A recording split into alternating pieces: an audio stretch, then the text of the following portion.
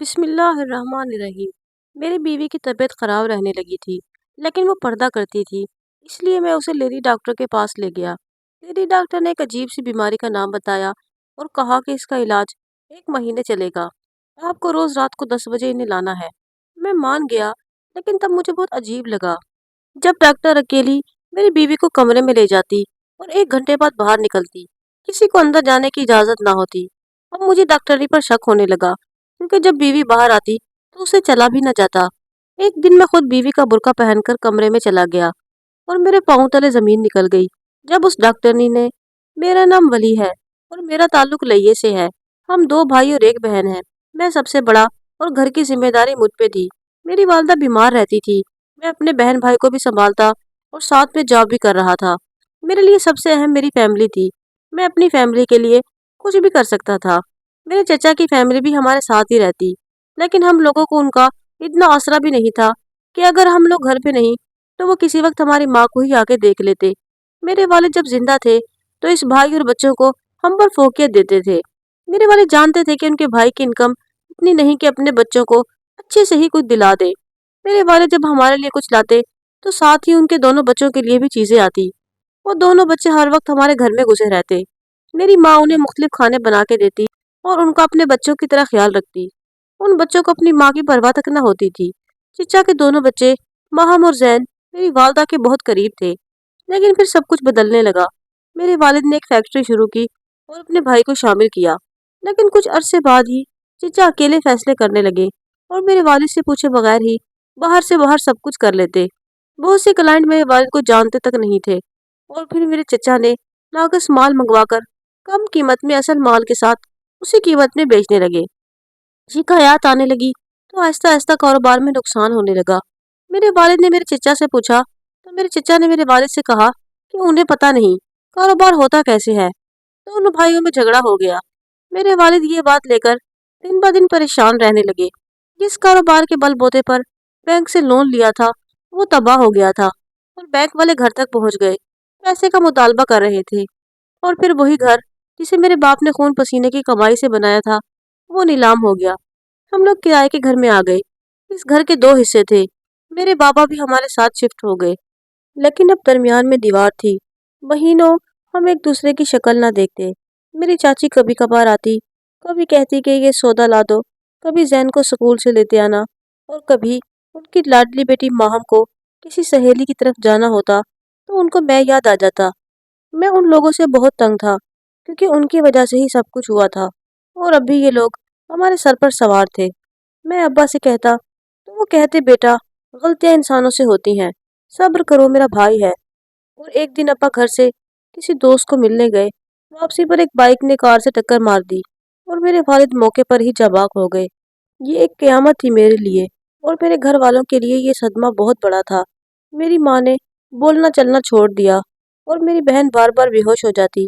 میری چاچی اور ان کی بیٹی کچھ دن تک تو آتی رہی، چاچا بھی کچھ دن تعزیت کرنے والوں سے ملتے رہے، پھر ان لوگوں نے آنا جانا چھوڑ دیا۔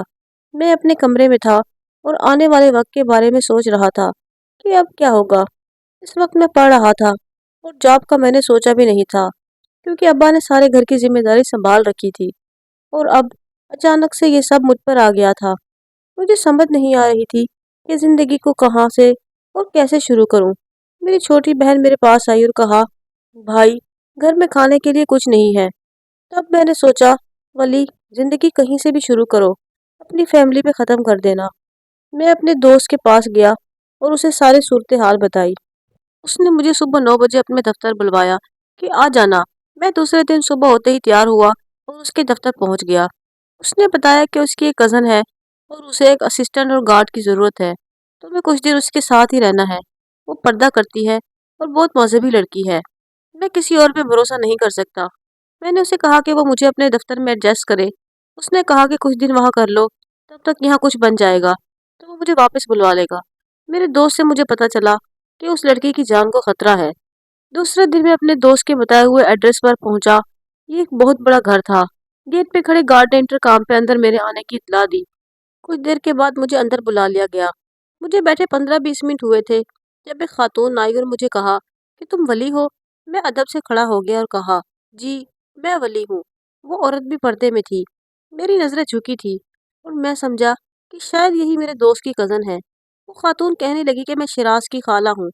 शिराज मेरा वही दोस्त है जिसने मुझे यहाँ भेजा था। कहने लगी कि उसने तुम्हारी बहुत तारीफ की है और मुझे यकीन है कि शिराज किसी गलत शख्स का इंतखाब नहीं कर सकता। तुम्हारी ड्यूटी इतनी है कि अगर कुछ बुरा लगे तो खुद को मौत के हवाले कर देना, लेकिन मेरी बेटी को कुछ नहीं होना चाहिए। मैं हैरानी से उस औरत को देखने लगा। उसकी नज़रें एक्सरे मशीन की तरह मेरे अंदर टिकी थी। मैंने कहा, फिक्र न करे, मैं खुद से ज्यादा आपकी बेटी का ख्याल रखूंगा। वो औरत अब बैठ गई थी और एक मुलाजिमा उसे ठंडा मंगवाया। तब तक एक लड़की वहां आ गई। उस लड़की ने अपना तारुफ फिजा के नाम से करवाया और कहा कि इसे मेरे हुलिये पर एतराज है। ये कहीं से भी कोई गार्ड नहीं लगता। मैंने पहली बार जिंदगी पर अफसोस किया कि एक लड़की की सिक्योरिटी के लिए मुझ जैसे हीरो टाइप बंदे को अजीब सा बनना पड़ा। मुझे काले कपड़े पहनने को कहा गया और बाल भी जो मुझे बहुत पसंद थे, कहा गया कि ये कल से ना हो। मुझे अगर इस वक्त जॉब की जरूरत ना होती तो मैं ऐसी जॉब पर लात मार देता और वहां से आ जाता। लेकिन कहते हैं ना, मजबूरी गधे को भी बाप बना देती है। बस यही मामला था मेरे साथ भी। घर आके भी मैं बहुत डिस्टर्ब रहा। लड़की मुझे कुछ मगरूर लगी। हम लोग भले अब गरीब हो चुके थे, लेकिन पिछली जिंदगी ऐसी गुजारी थी कि 20 लोग हमारे अंडर काम करते थे। मुझे सब कुछ अच्छा नहीं लग रहा था, लेकिन बीमार माँ और जवान होती बहन और छोटे भाई की तालीम, सब कुछ मेरे सामने था। और मजबूरी इंसान को बड़े से बड़ा कुछ करवाती है। मैं दूसरे दिन नाश्ता करके पहुंचा तो वो लड़की कॉलेज जाने के लिए तैयार थी। इस वक्त भी वो पर्दे में थी। मैं उसे कॉलेज छोड़ के अपने दोस्त के पास आया और उससे कहा कि उसने मेरे साथ अच्छा नहीं किया, मुझे किस मुसीबत में फंसा दिया है। पहले तो मुझे सलवार कमीज में देखकर वो हैरान हुआ और फिर मेरे बालों की हालत पे खूब हंसा। मुझे उस पर बहुत गुस्सा था। उसने मुझे कहा कि मैं उसके लिए काबिल एतमाद हूँ। उसकी कज़न है और सारी फैमिली इस वक्त बहुत मुश्किल में है। मेरे दोस्त शराज ने बताया कि वो लोग सैयद हैं और उनके घर कज़न्स भी बगैर इजाज़त नहीं जाते। और फिज़ा पहले शराज की मंगेतर थी और शराज की बहन फिज़ा के भाई की बीवी थी। फिज़ा के भाई ने शराज की बहन को तलाक दे दी, जिसकी वजह से शराज और फिज़ा का रिश्ता भी ख़त्म हो गया था। इसीलिए शराज अब उनके घर भी नहीं जा सकता था। मैं शराज से पूछना चाहता था कि फिज़ा को किससे जान का खतरा है, लेकिन मैं फिर कभी पूछने का सोच के वहां से उठ गया। फिजा को घर छोड़कर मैं उसके भाई के साथ चला गया। शाम को वॉक करने जाता और फिजा की निस्बत उसका भाई कुछ नरम मिजाज शख्स था। उसने मुझे बताया कि उसके वालिद की 2 शादियां हैं और वो औरत जो हमारे घर पर है वो हमारी सुतेली माँ है, लेकिन हम सबसे बहुत मोहब्बत करती है क्योंकि उसकी औलाद नहीं है और उसी ने ही हमें पाला है। हमारी माँ कुछ साल पहले फौत हो गई थी। मैं सोचने पर मजबूर था कि घर पे जो औरत उस दिन मुझे समझा रही थी, उसकी आंखें मुझे कुछ अजीब सी लगी थी।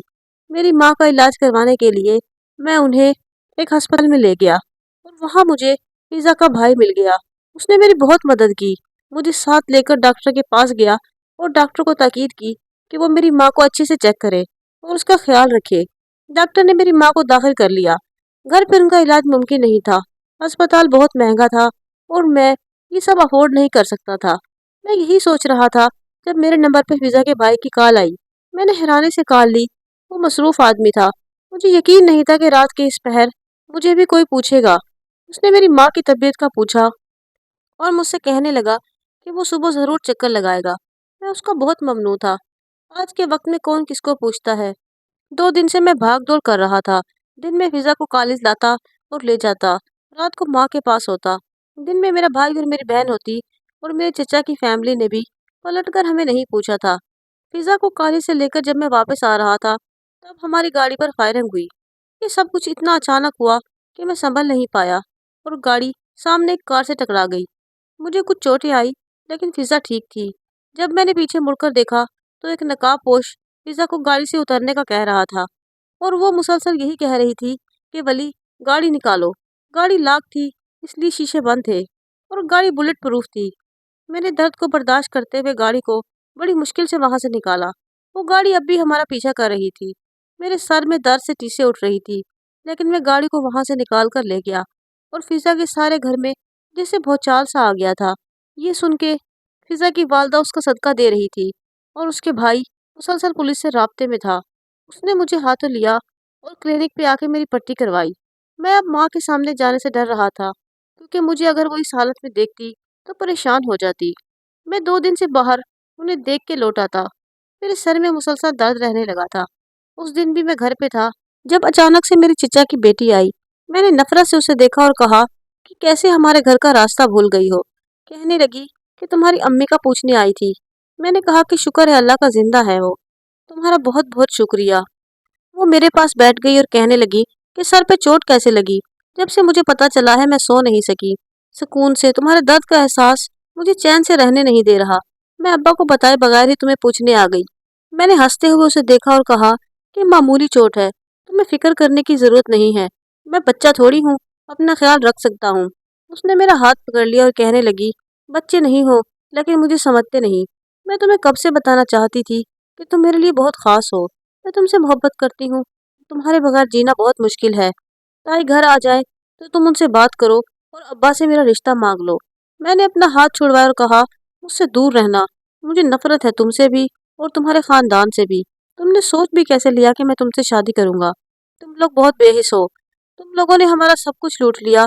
मैं तुम लोगों की शक्ल भी नहीं देखना चाहता। चली जाओ यहाँ से। वो रोते रोते चली गई। मुझे बहुत हैरत हुई। ये लड़की पता नहीं क्या सोच रही थी। मैं अस्पताल पहुंचा तो डॉक्टर ने बताया कि मेरी वालदा की हालत दिन ब दिन बिगड़ती जा रही है। कोई भी दवाई उन पर असर नहीं कर रही थी। मैं अपनी वालदा के पास गया जो जिंदगी की आखिरी सांसें गिन रही थी। मेरी बहन मुझे देखकर दौड़कर मेरे सीने से लग गई। मैं भी अपना जब्त खो बैठा। बाप के बाद माँ ही तो थी और आज वो भी दूर जाती महसूस हो रही थी। मैंने वो रात माँ के पास गुजारी और अपनी बहन को छोटे भाई के साथ घर भेज दिया। वो जाना नहीं चाहती थी, लेकिन मैंने ताकीद करके उसे घर भेज दिया। पिछले 2 दिन से मैं यहाँ थी। इसकी हालत भी बहुत ख़राब थी, इसलिए मैंने सोचा कि वो घर जाके रेस्ट करे। वो रात मुझ पे बहुत भारी थी। रात 2 बजे मेरी माँ की हालत बिगड़ गई और डॉक्टर कुछ नहीं कर सका। मेरी माँ हमें छोड़कर इस दुनिया से चली गई। एम्बुलेंस से माँ को लेकर जब मैं घर पहुंचा तो क़यामत ही क़यामत थी। मैं वो दिन भूल नहीं सकता जब मेरी बहन ने मेरा गिरबान पकड़ लिया और कहने लगी कि मैं नहीं आना चाहती थी। तुमने मुझे घर क्यों भेजा भाई? काश कि मैं ना आती, मैं अपनी माँ के पास रहती। लेकिन मैं उसे कैसे समझाता कि जब मौत आती है तो जाने वाले उसका प्यारा बचा नहीं सकते। नहीं तो मेरी माँ को मैं खुद ही बचा लेता। मैं भला उसे जाने देता। बहुत दिन इस दुख और सदमे में गुजरे। रो रो कर आंखें भी खुश्क हो चुकी थी। फिजा और उसका भाई भी अफसोस करने आए थे। कुछ दिन बाद मैंने खुद को समझाया कि वली घर में बैठकर कुछ नहीं होगा। जिंदगी में जो रिश्ते बचे हैं उन्हें तो देख लो और उनकी खातिर बहादुर बनो। मैं फिर से जॉब पे जाने लगा। फिजा के पेपर हो रहे थे। एक दिन उसकी तबीयत खराब थी। बुखार की वजह से उसकी आवाज भी अजीब सी हो रही थी। सर्दी की वजह से उसका गला भी खराब था। मैंने देखा कि उसकी सुतेली माँ उसे मुसलसल ताकीद कर रही थी कि वो अपना ख्याल रखे। मुझे बहुत हैरत थी कि सुतेली माँ है फिर भी कितना ख्याल है इसे। एक मेरे वालिद के सगे रिश्ते थे जिन्होंने सुतेलों से बढ़कर भी बुरा सलूक किया। लेकिन मेरी ये गलत फहमी भी बहुत जल्द ही दूर हो गई। उस दिन मैं लॉन में गाड़ी की चाबी वापस करने आया था। मैं 2 दिन के लिए दूसरे शहर जा रहा था। मुझे कुछ काम था और 2 दिन की छुट्टी चाहिए थी। जब फिजा की सुतेली माँ ने मुझे कहा कि अगर मैं उसकी बात मान लूं तो वो मुझे मुंह मांगी कीमत देगी, मैं हैरान रह गया कि वो खातून मुझसे क्या चाहती थी। मैंने पूछा कि मुझे क्या करना होगा। उसने जो कहा, मेरे पैरों तले जमीन निकल गई। उस औरत ने कहा कि कुछ दिन बाद जब कुछ लोग फिजा को अगवा करने के लिए आएंगे तो उसे बचाना नहीं है, बल्कि सिर्फ ड्रामा करना है और वहां से निकल जाना है। बाकी वो खुद देख लेगी। मैंने कहा कि आज तुम ऐसा क्यों चाहती हो? वो बहन भाई तुमसे सगी माँ की तरह प्यार करते हैं। उस औरत ने बताया कि शहराज इसका भांजा है और उसने ही ये रिश्ता करवाया था। लेकिन फिजा के भाई की वजह से शहराज का रिश्ता भी खत्म हो गया और मेरी भांजी की जिंदगी भी खराब हो गई। मैं सिर्फ ये चाहती हूँ कि फिजा की शादी शहराज से करवा दूँ और ये सब कुछ उसका भाई होने नहीं देगा। इसीलिए मैं ये सब कुछ कर रही हूँ। मैंने कहा कि मैं ये काम नहीं कर सकता। आपसे भी कहूंगा कि ये सब ना करें। वो औरत हंसने लगी और बोली कि लो बात करो। उसने नंबर मिला के फोन मेरी तरफ बढ़ाया। मैंने हैरानी से फोन को देखा जिसपे शहराज कॉल पे था, जो कह रहा था कि यार इसीलिए तो तुम्हें इस काम के लिए मुंतखब किया था कि तुम मेरे दोस्त हो, मेरी मोहब्बत को मुझसे मिलवाने में मेरी मदद कर सकते हो। मैंने हैरानी से सब कुछ सुना तो इसका मतलब था वो ये सब एक प्लान के तहत कर रहा था। मैंने कहा कि क्या फिजा भी उससे मोहब्बत करती है? शिराज ने कहा कि उसका क्या है, शादी के बाद हो जाएगी मोहब्बत भी, वो तुम्हारा मसला नहीं। तुम सिर्फ उतना करो जितना कहा है। मैंने कहा कि मैं ये सब नहीं कर सकता। मैं भी एक बहन का भाई हूँ और मैं किसी की बहन की जिंदगी दांव पर नहीं लगा सकता। मैंने छुट्टी का इरादा कैंसिल कर दिया और फिजा का पहले से ज्यादा ख्याल रखने लगा। एक दिन मैं उसे लेकर वापस आ रहा था जब एक गाड़ी ने हमारा रास्ता रोका। मुझे गाड़ी से बाहर निकलने का कहा। मैंने फिजा की तरफ देखा जो खौफजदा से मुझे देख रही थी। मैंने उसे कहा कि मेरे होते हुए आप क्यों डर रही हैं? कुछ नहीं होगा। उस नकाबपोश ने मुझे कहा कि मैं गाड़ी से बाहर निकलूं। फिजा भी मेरे साथ थी। वो लोग अपनी गाड़ी में मुझे और फिजा को एक जगह ले आए और हमें एक कमरे में बंद कर दिया। हम लोगों को समझ नहीं आ रही थी कि ये सब क्या हो रहा है। मैं वहां से निकलने का तरीका ढूंढ रहा था जब दरवाजा खुला और सामने फिजा के भाई को देख के मैं हैरान रह गया। उसने मेरा गिरीबान पकड़ लिया और बुरी तरह से मुझे मारने लगा। बार बार मुझे नमक हराम कह रहा था। मैंने हाथ नहीं उठाया जब उसने कहा कि फिजा पे तूने नजर रखी कैसे? तब मैंने उसका हाथ पकड़ लिया और कहा कि ये झूठ है, मैं ऐसा सोच भी नहीं सकता। फिजा ने कहा कि भाई आपको गलत फहमी हुई है। उसी वक्त शहराज और फिजा की सुतेली माँ भी वहां आ गई। शहराज भी मुझे मारने के लिए बढ़ा। मैंने हाथ पकड़ लिया और एक मुक्का उसके मुंह पर दे मारा और फिजा के भाई से कहा कि ये सब कुछ इसी का किया धरा है। फिजा की सुतेली माँ ने कहा कि सब कुछ वली ने किया है। काफी दिनों से मुझे कह रहा था कि फिजा से मेरी शादी करा दे। मैंने हैरत से उस शातिर औरत को देखा। फिजा ने अपने भाई को सब कुछ बताया कि वो मेरी और अपनी सुतेली माँ की बातें सुन चुकी थी। फिजा के भाई ने मुझसे माफी मांगी और कहा कि तुमसे ज्यादा मेरी बहन का कोई ख्याल नहीं रख सकता। उसने मेरा निकाह फिजा से करवा दिया। मुझे यकीन नहीं हो रहा था कि वो लड़की मेरी किस्मत में लिख दी गई थी, जिसको पाने का मैंने कभी ख्वाब भी नहीं देखा था। फिजा के भाई ने कहा कि मैं घर शिफ्ट हो जाऊं। अपने बहन को वो अपने साथ रख सकता है, लेकिन मुझे मंजूर नहीं था। मैंने कहा कि अगर फिजा रहना चाहती है तो वहाँ रह ले, लेकिन मैं उनके घर नहीं रह सकता। और मुझे उस वक्त बहुत खुशी हुई जब फिजा ने मेरा साथ दिया और कहा कि वो वहीं रहेगी जहाँ उसका शोहर रखेगा। फिजा कोई नेकी का सिला थी मेरे लिए। मुझे फख्र था कि वो मेरी बीवी थी। मुझे कुछ दिन में ही एहसास हो गया कि मुझे उससे मोहब्बत हो चुकी है, और इतनी मोहब्बत कि मैं उसे देखे बगैर जीने का तसव्वुर नहीं कर सकता था। कुछ दिन से मेरी कजन माहम ने फिजा से दोस्ती कर रखी थी और बहुत आने जाने लगी थी। मैं फिजा को परेशान नहीं करना चाहता था, इसलिए उसे न माहम के बारे में कुछ बताया और न माहम से मिलने से मना किया। इन्हीं दिनों मेरी बीवी की तबीयत खराब रहने लगी, लेकिन वो पर्दा करती थी, इसलिए मैं उसे लेडी डॉक्टर के पास ले गया। लेडी डॉक्टर ने एक अजीब सी बीमारी का नाम बताया और कहा कि इसका इलाज 1 महीने चलेगा। आपको रोज रात को 10 बजे इन्हें लाना है। मैं मान गया, लेकिन तब मुझे बहुत अजीब लगा जब डॉक्टरनी अकेली मेरी बीवी को लेकर कमरे में चली जाती और 1 घंटे बाद बाहर निकलती और किसी को अंदर जाने की इजाजत ना होती। अब मुझे उस डॉक्टरनी पर शक होने लगा था, क्योंकि जब बीवी बाहर आती तो उससे चला भी न जाता। एक दिन मैं खुद बीवी का बुर्का पहनकर कमरे में चला गया और मेरे पांव तले जमीन निकल गई जब उस डॉक्टरनी ने मुझे लिटाकर इंजेक्शन लगाया। और एक पर्दे के पीछे से मेरी कजन और फिजा की सुतेली माँ भी निकल आई। वो लोग डॉक्टर के साथ मुलविस थी और मेरी बीवी को ऐसी दवाइयाँ और इंजेक्शन दे रही थी कि वो बीमार ही रहे और कभी माँ न बन सके। मैंने चेहरे से चादर हटाई तो उनकी हालत ऐसी थी जैसे सांप सूंघ गया हो। मैंने माहम को थप्पड़ मारा और उससे कहा कि क्या बिगाड़ा था फिजा ने तुम्हारा? कहने लगी, और क्या बिगड़ेगा, तुम तो उसके हो गए हो, तुम्हें छीन लिया उसने। मैंने कहा, छीना उसे जाता है जो आपका हो। तुम्हें ये गलतफहमी क्यों है कि मैं तुम्हारा था? मुझे तुमसे और तुम्हारे सारे खानदान से नफरत है, और तुम ये जानती थी। फिर भी मेरी हंसी बसी जिंदगी को उजाड़ने के लिए फिजा के दुश्मनों के साथ मिलकर इतना भयानक खेल खेल रही थी। वह मेरे पैरों में गिर गई और माफी मांगने लगी। मैंने उसी वक्त पुलिस को बुलवाया और उस समय डॉक्टर माहम और फिजा की सुतेली माँ को जेल भिजवा दिया। फिजा ये देखकर हैरान थी। मैंने उसे साथ लगाया और तसल्ली दी। उसे लेकर घर आ गया और किसी और डॉक्टर से रुजू किया। फिजा का इलाज शुरू करवाया। फिजा और मेरी बहन में बहुत प्यार था और मुझे ये देखकर खुशी होती थी कि इतने बड़े घर से आने वाली लड़की इस छोटे से घर में मेरी खुशी और मेरे रिश्ते और मोहब्बत की वजह से उनके साथ मुखलिस थी। एक दिन उसने मुझे कहा कि वो मेरी बहन को अपनी भाभी बनाना चाहती है। मैंने उसे कहा कि पहले ही अदले बदले की शादी के चक्कर में तुम लोग मुसीबत में पड़े हो, अब फिर से। उसने कहा कि वो लोग कैसे हैं तुम भी जानते हो। मुझे एक ऐसी लड़की की जरूरत है जो कि मेरे भाई के जख्मों के लिए मरहम बन जाए। और मैंने अपनी बहन से उसकी मर्जी पूछी। उसने हर फैसला सिर्फ मुझ पर ही छोड़ दिया। मैं फिजा के भाई को जानता था, बेशक वो एक अच्छा इंसान था, इसीलिए मैंने इस रिश्ते को कबूल कर लिया और मेरी बहन उसके घर बहू बन के चली गई। آج ہم سب اپنی زندگی میں خوش ہیں۔ میری بہن کے 2 بچے ہیں۔ میں ابھی تک اولاد کی نعمت سے محروم ہوں، لیکن اللہ کی رحمت سے نا امید نہیں ہوں، کیونکہ میں نے زندگی سے یہی سیکھا ہے کہ رشتوں کی قدر کرے اور ان کے ساتھ مخلص رہے۔ مجھے امید ہے کہ میرے سامعین کو آج کی کہانی ضرور پسند آئی ہوگی۔ اگر آپ کو کہانی اچھی لگی ہو تو میرے چینل کو ضرور سبسکرائب کریں۔